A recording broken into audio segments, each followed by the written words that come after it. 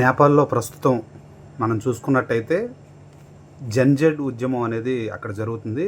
అక్కడ ప్రజాప్రతినిధులు చేస్తున్న అవినీతి మీద అక్కడ యువత అనేది పోరాడుతూ ఉంది. అది చాలా హింసకు కూడా దారితీసింది.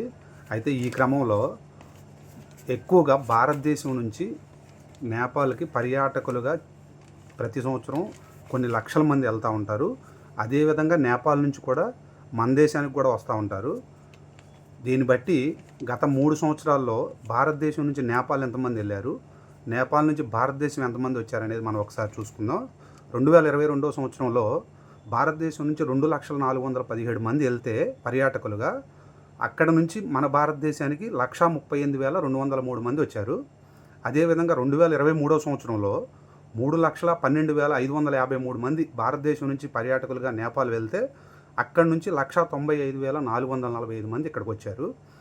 అదేవిధంగా గత సంవత్సరం అంటే 2024 సంవత్సరం చూసుకుంటే 3,09,207 మంది మన భారతదేశం నుంచి నేపాల్ని చూడటానికి పర్యాటకులుగా అక్కడికి వెళ్తే అక్కడి నుంచి ఇక్కడికి వచ్చిన వాళ్ళు 2,02,501 మంది వచ్చారు.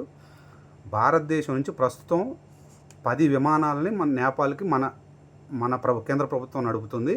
పర్యాటకులుగా వెళ్ళటానికైతే, అక్కడికి చదువుకోవడానికి వెళ్ళే వాళ్ళు అయితే, బిజినెస్ పనుల మీద వెళ్ళే వాళ్ళు అయితే వాళ్ళ కోసం 10 విమానాలు నడుపుతూ ఉంది. ప్రస్తుతం అక్కడ